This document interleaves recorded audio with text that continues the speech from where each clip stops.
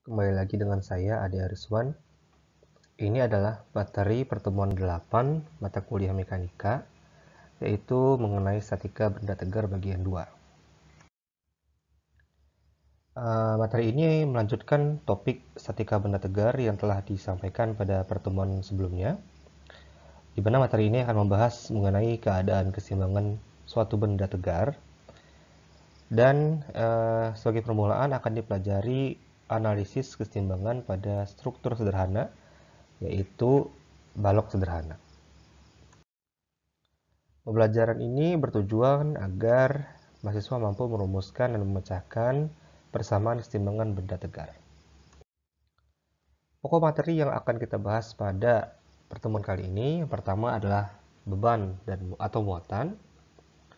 Yang kedua, statika benda tegar untuk beban terpusat. Kemudian sistem ekuivalen. Lalu statika benda tegar untuk beban terdistribusi. Dan statika benda tegar untuk beban momen.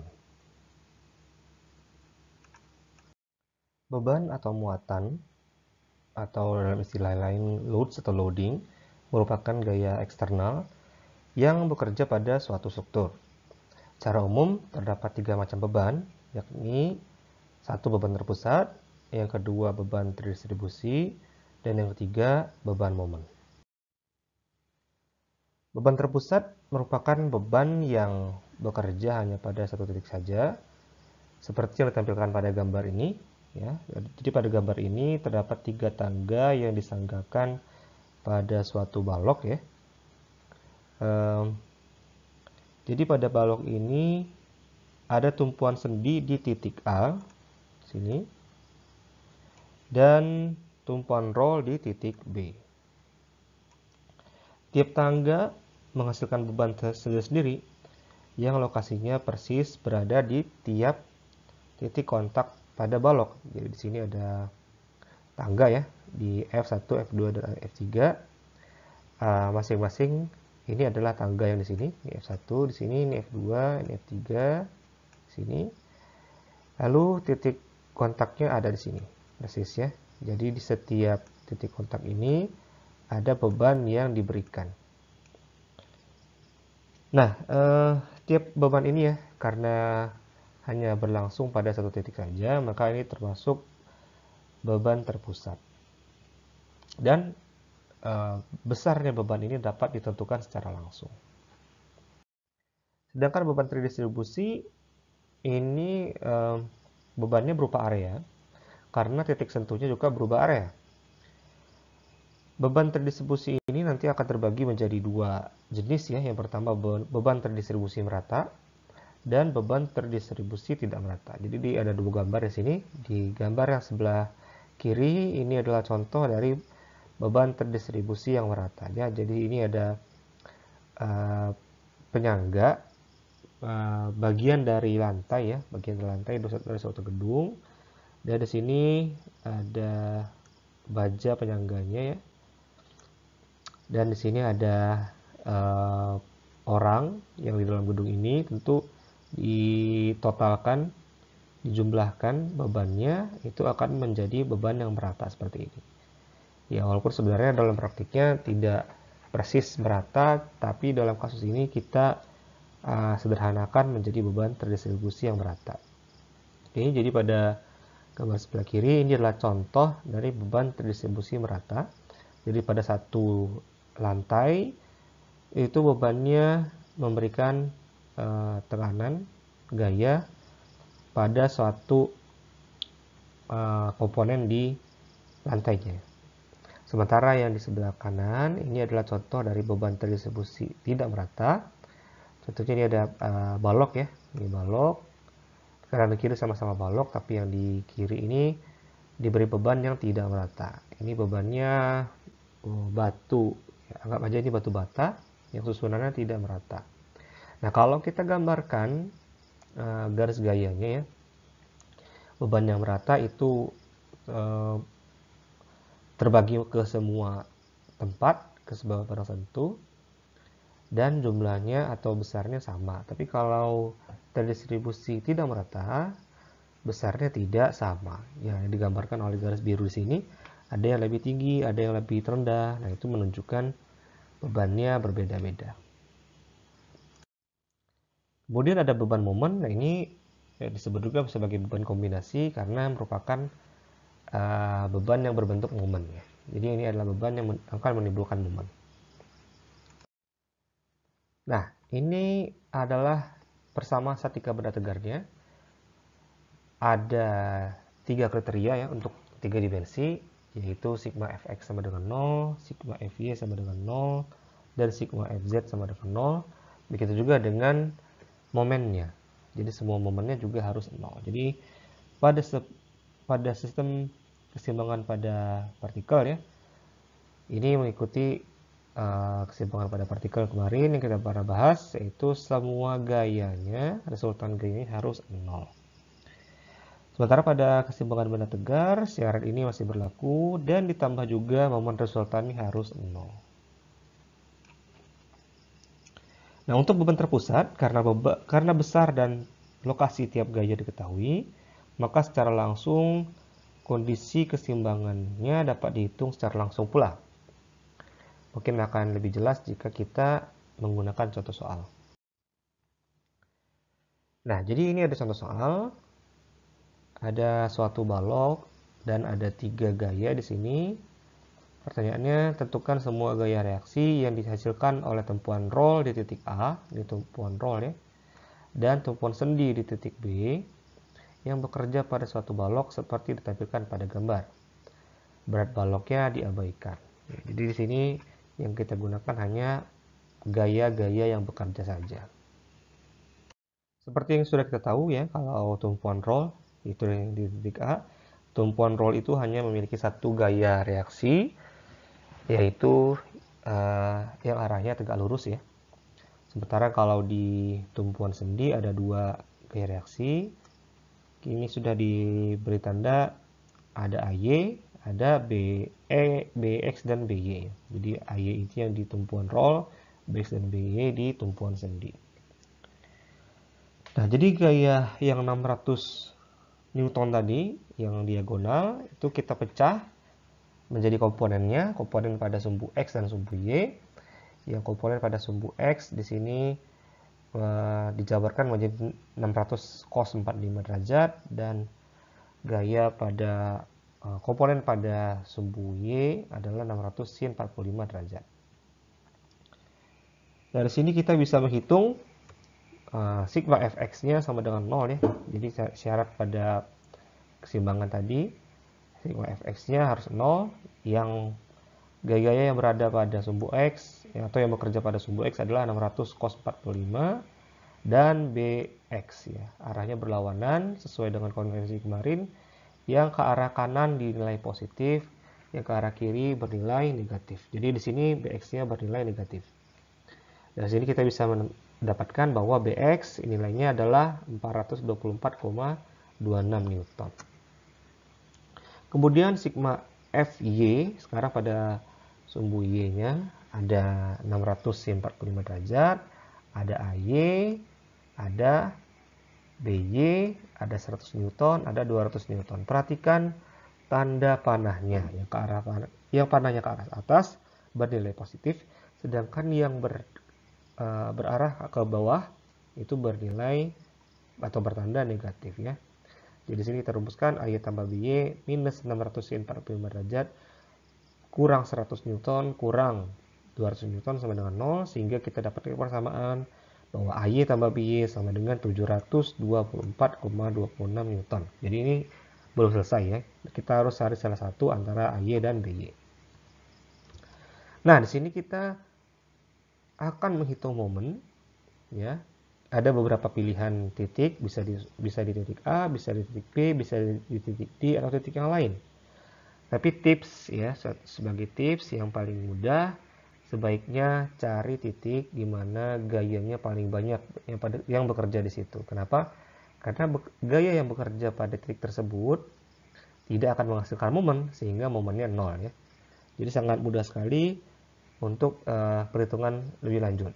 Kita gunakan titik B sebagai titik putar, titik poros ya, sehingga yang bekerja hanya AY 100 Newton, kemudian 600 cos 45 dan 600 sin 45.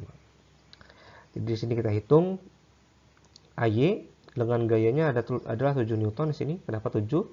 Yaitu ini adalah jarak antara AY dengan titik B secara tegak lurus ya. Ini AY ke arah atas, berarti lengan momennya atau jaraknya harus yang vertikal. Maaf, yang horizontal ya. Jadi 2 tambah 3 tambah 2, 7. Berarti di sini 7. Kenapa tandanya minus? Ya karena ini akan arahnya searah jarum jam ya. Putarannya akan searah jarum jam. Kemudian 600 Newton sin 45. Ini ke bawah ya.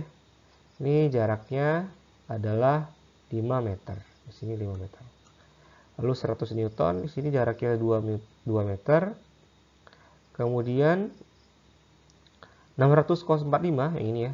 600 cos 45 ini gaya yang bekerja pada sumbu X ya. Berarti lengan momennya harus berada pada sumbu Y. Jadi tegak lurus ya. Nah, ini adalah jarak antara 600 cos 45 dengan titik B yaitu 0,2 meter. Perhatikan juga tandanya ada yang plus, ada yang min. Dari sini kita dapatkan bahwa AY besarnya adalah 315,48 Newton. Kemudian ada sistem ekuivalen. Jadi sistem ekuivalen ini adalah beberapa beban ya. Beberapa beban yang bekerja pada satu struktur. Kita bisa gabungkan menjadi satu beban yang sama atau beban ekuivalen. Dan totalnya atau besarnya sama dengan resultannya. Jadi semua beban ini kalau ditotalkan akan menghasilkan suatu resultan yang sama ya. Jadi F1, F2, F3 dengan jarak D1, D2, dan D3 akan menghasilkan sistem seperti ini. Nah, jadi F resultan itu adalah penjumlahan dari F-nya, F1 tambah F2 tambah F3, sementara D-nya itu kita hitung menggunakan ini. F1 D1 tambah F2 D2 tambah F3 D3 per FR. Mirip dengan titik ini ya, titik pusat massa seperti itu. Ya mirip seperti yang pernah kita bahas pada titik pusat massa. Contoh soal, ada satu balok yang dikenai 4 gaya ya. Ada 150 Newton, ada 600 Newton, ada 100 Newton, ada 250 Newton dengan jarak yang berbeda-beda pula. Ada dua titik A dan B. Bagaimana jika kita ingin mengubah sistem ini menjadi sistem yang ekuivalen? Dan tentukan momen pada titik A dan titik B. Nah, jadi pertama kita totalkan dulu, kita hitung resultan gayanya. Kita dapatkan 600 Newton. Perhatikan tanda di sini ya. Tanda tiap gaya yang ke arah atas nilainya positif, yang ke arah bawah diberi tanda negatif.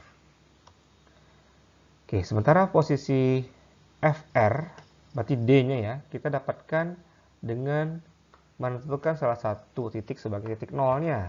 Ya, jadi ini sebagai jaraknya, jadi salah satu harus sebagai titik nol. Kita akan menggunakan titik A sebagai titik 0. Nah, kita masukkan ke rumus tadi, kita dapatkan nilai D adalah 3,13 meter. Nah, sekarang karena tadi A sebagai titik 0, maka jarak D ini dihitung dari titik A. Ya. Jadi ini adalah beban ekuivalennya 600 Newton ke arah bawah, jaraknya 3,13 meter dari titik A. Nah, sekarang kita akan menghitung momennya. Ya. Pada titik A, momennya adalah 600 Newton dikali 3,13 meter. Dan ini arahnya adalah searah jarum jam. Ke sini ya. Searah jarum jam. Maka tandanya akan menjadi positif ya harusnya. Oh maaf, kalau searah jarum jam negatif ya. Sementara kalau pada titik B, di sini ya. Titik B, arahnya akan berlawanan jarum jam, ya. Jadi ke sini. Nah, 1,67 meter dikali 600 Newton. Kita akan dapatkan 1002 Newton meter. Oke, jadi arahnya akan berbeda tergantung titik poros yang kita pilih. Berikutnya kita akan mempelajari statika benda tegar untuk beban terdistribusi. Ada dua jenis ya, tadi ada beban terdistribusi merata, di mana posisi beban ekuivalennya berada di tengah-tengah struktur, persis di tengah-tengahnya. Sementara beban terdistribusi tidak merata, besar bebannya adalah luas distribusinya. Jadi kalau bentuknya bukan merata, ya bisa segitiga, nanti bisa trapesium, bisa kurva, luasnya adalah besar bebannya. Sementara posisinya berada di titik pusat massa. Nanti kita hitung seperti yang pernah kita pelajari. Baik, yang pertama adalah contoh soal mengenai beban terdistribusi merata. Ini adalah soal statika benda tegarnya. Ada suatu balok dengan panjang 6 meter. Lalu di titik A adalah tumpuan sendi. Dan di titik B tumpuan roll ya. Tentukan beban ekuivalennya beserta posisi. Kemudian tentukan juga semua gaya reaksi pada titik A dan B. Jadi ada beban ekuivalennya berapa, posisinya di mana, dan tentukan semua gaya reaksinya. Ya, di sini ada besar bebannya ya 400 Newton per meter. Ya, jadi besar resultannya, beban resultannya adalah 400 Newton per meter dikali 6 meter. Totalnya adalah menjadi 2400 Newton. Sementara letak posisinya persis berada di tengah-tengah balok, yaitu pada 3 meter dari ujung. Ya, jadi seperti ini. Karena A tadi adalah tumpuan sendi, maka ada AX dan AY. Ya, ini adalah gaya reaksi tumpuannya. Dan BY adalah tumpuan roll tadi, makanya ada 1. Bebannya 2400 Newton, kita tampilkan di tengah sini. Dan jaraknya 3 meter dari kanan maupun kiri. Total dari gaya-gaya pada sumbu X adalah 0, sehingga AX sudah pasti 0 ya. Dan pada sumbu Y harusnya juga 0. Pada sumbu Y ada AX dan ada AY dan BY, sehingga ditotalkan dengan 2400 Newton ya. Jadi ada AY yang ke atas, ada BY yang ke atas, ada 2400 Newton yang ke bawah, sehingga tandanya kita sesuaikan yang AY plus, BY plus, dan 2400 negatif. Minus 2400. Sehingga kita dapatkan persamaan AY tambah BY sama dengan 2400 Newton. Nah, untuk momen kita ambil titik A, karena titik A ini paling banyak gaya yang bekerja pada titik tersebut, sehingga kita hanya menggunakan 2 gaya saja, 2400 Newton dikali 3 meter ya. Jadi tadi tumpuannya adalah titik A, berarti 2400 Newton ini berputar searah jarum jam atau tandanya negatif. Kemudian yang B, BY, jaraknya 6 meter, berputar ke sini. Ya, jadi searah jarum jam. Kalau tandanya positif. Dari sini kita dapatkan BY-nya 1200 Newton, sehingga AY adalah 1200 Newton juga. Berikutnya untuk beban yang terdistribusi berbentuk segitiga. Nah, untuk pola distribusi segitiga ini, besaran beban dari satu ujung adalah 0, kemudian meningkat ke ujung lain secara linear ya. Beban ekuivalennya kita hitung dengan menggunakan luas segitiga, ya, setengah alas kali tinggi. Kemudian posisi bebannya ada di mana? Ya, ini sudah kita bahas dulu, beradanya di sepertiga panjang balok kalau diukur dari ujung yang memiliki beban terbesar, atau 2/3 panjang balok dari ujung dengan beban 0, seperti gambar ini ya. Jadi ini posisi beban ekuivalennya kalau baloknya horizontal ya. Jadi posisinya pada sumbu X adalah 2/3 dari ujungnya sini. Dari ujung yang bebannya 0. Satu soal, ini adalah sebuah balok yang diberi beban terdistribusi segitiga. Di mana beban pada titik B di sini adalah 100 Newton per meter di titik B ya. Sementara di titik A bebannya 0. Oke. Jadi ini caranya berbeda dengan yang tadi karena distribusinya tidak merata. Perhatikan juga di A ada tumpuan sendi dan di titik B tumpuan roll ya. Nah, FR resultan bebannya adalah setengah alas kali tinggi, setengah dikali alasnya 12 meter. Tingginya tadi yang beban pada titik B adalah 100 Newton per meter, kita dapatkan 600 Newton.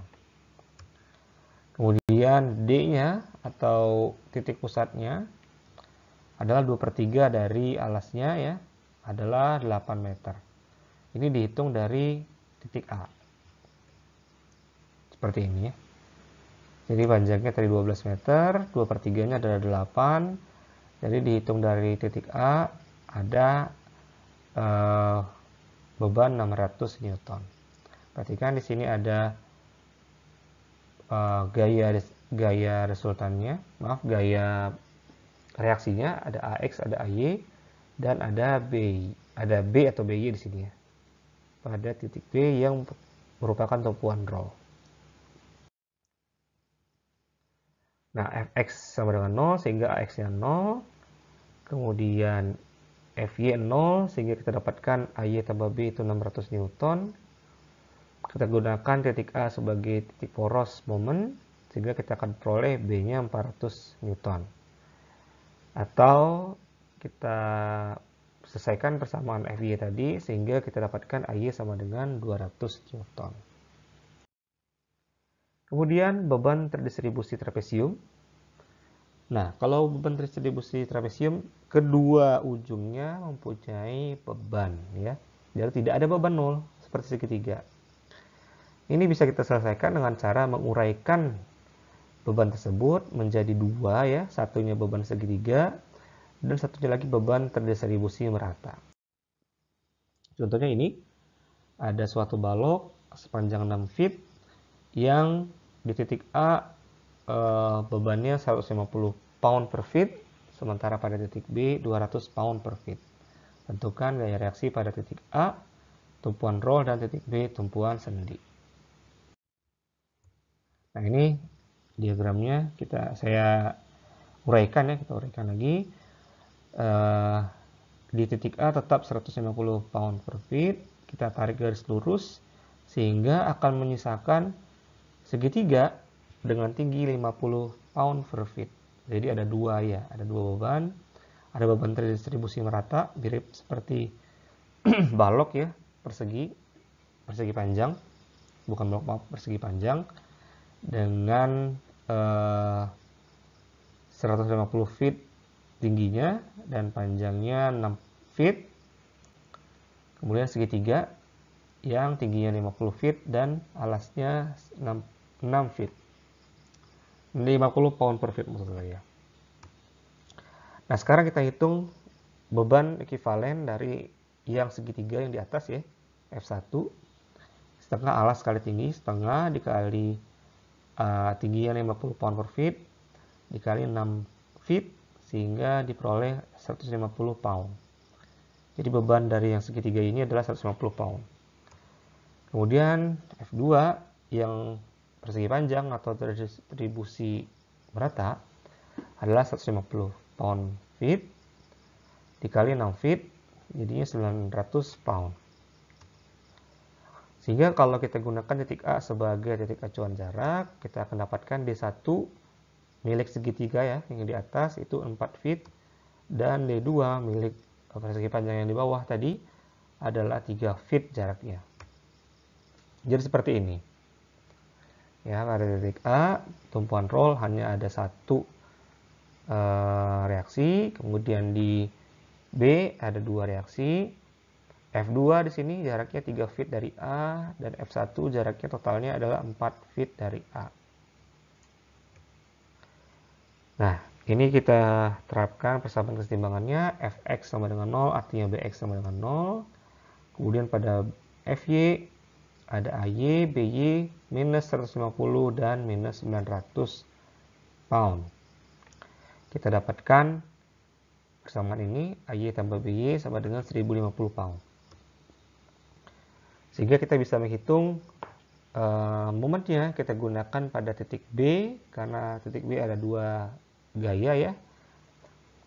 Kita dapatkan AY-nya 500 pound.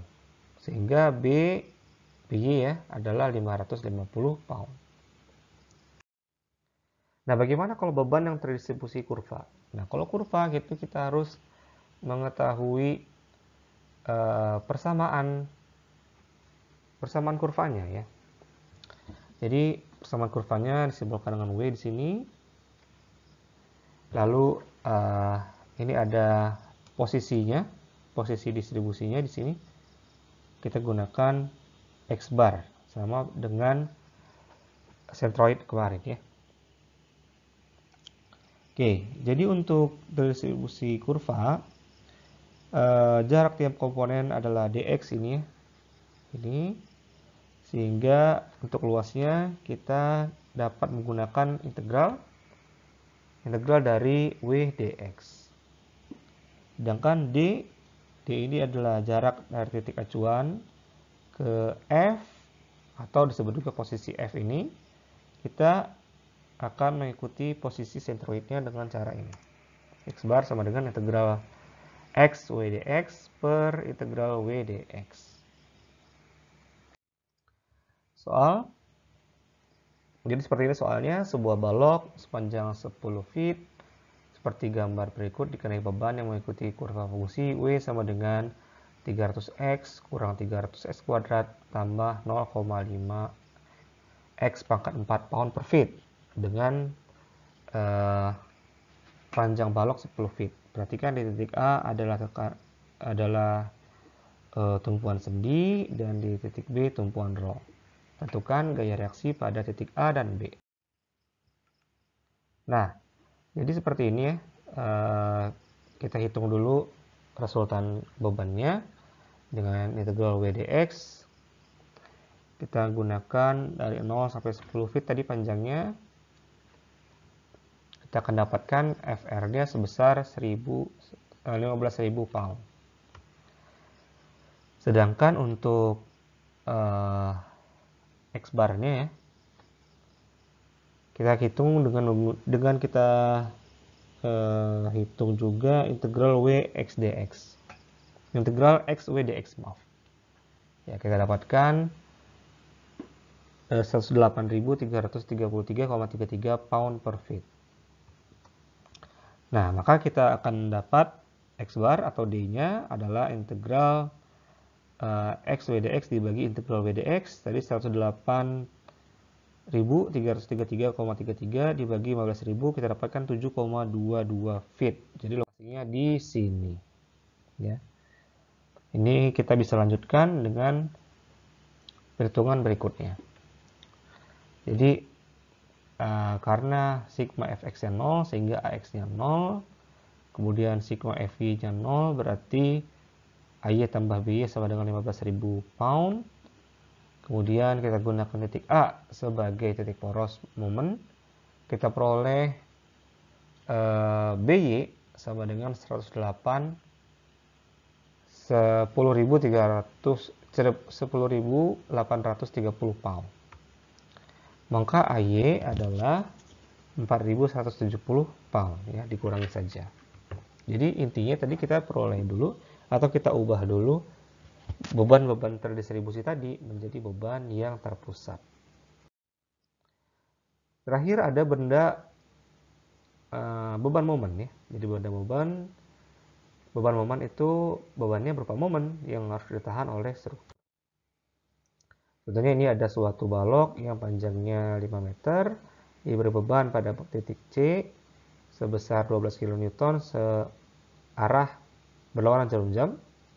Seperti ini ya, posisinya ada di 2 meter dari A dan 3 meter dari B. Perhatikan juga ada tumpuan sendi dan tumpuan roll. Ini adalah diagram benda bebasnya. Jadi kita jabarkan gaya-gaya pada reaksi tumpuan A dan B. Jadi di A karena tumpuan sendi ada AX dan AY. Di B tumpuan roll ada BY. Kemudian kita hitung dari sini sigma MA momen pada detik A itu 0. BMC ini momennya ya, dikurang BY kali 5 meter sama dengan 0, sehingga kita dapatkan BY-nya adalah 2,4 kN. Kemudian pada detik B, momennya kita dapatkan dengan menghitung AY. AY-nya juga 2,4 kN. Nah, untuk sumbu X, AX-nya 0. Sehingga untuk dapat menahan arah putaran momen, ya, kita lihat di sini, maka kita sesuaikan arah reaksinya. Nah, di sini BY, perhatikan BY-nya kita ubah arahnya ya. Jadi kalau arah MC ya, momen C itu dengan AY itu sudah berlawanan. Kalau AX nya nggak ngaruh kan, karena X itu 0. Jadi AX itu walaupun tampaknya di sini memperbesar MC, tapi karena nilainya 0 jadi tidak berpengaruh. Sementara kalau B di sini dengan AY besarnya sama kan? Besarnya sama. Jadi kalau B-nya di sini arahnya sama dengan MC, ini tidak akan menghasilkan keseimbangan, sehingga harus dilawankan arahnya. Kita ubah arahnya ke bawah ya. Jadi di sini adalah BY-nya berlawan arah dengan MC. Karena berubah arah sehingga B-nya menjadi minus 2,4 kN. Nah, rangkuman materi hari ini, yang pertama, beban merupakan gaya eksternal yang bekerja pada suatu struktur. Kemudian beban terpusat hanya bekerja pada satu titik, sedangkan beban terdistribusi bekerja pada satu area. Lalu beban terdistribusi merata bekerja pada semua bidang kontak dengan merata. Kemudian beban terdistribusi tidak merata dapat diselesaikan sesuai profilnya, baik segitiga, trapesium maupun kurva. Sedangkan beban momen adalah beban berbentuk momen yang harus ditahan oleh struktur. Sekian dari saya pada materi kali ini. Lebih dan kurang saya mohon maaf. Terima kasih, sampai jumpa di pertemuan materi berikutnya.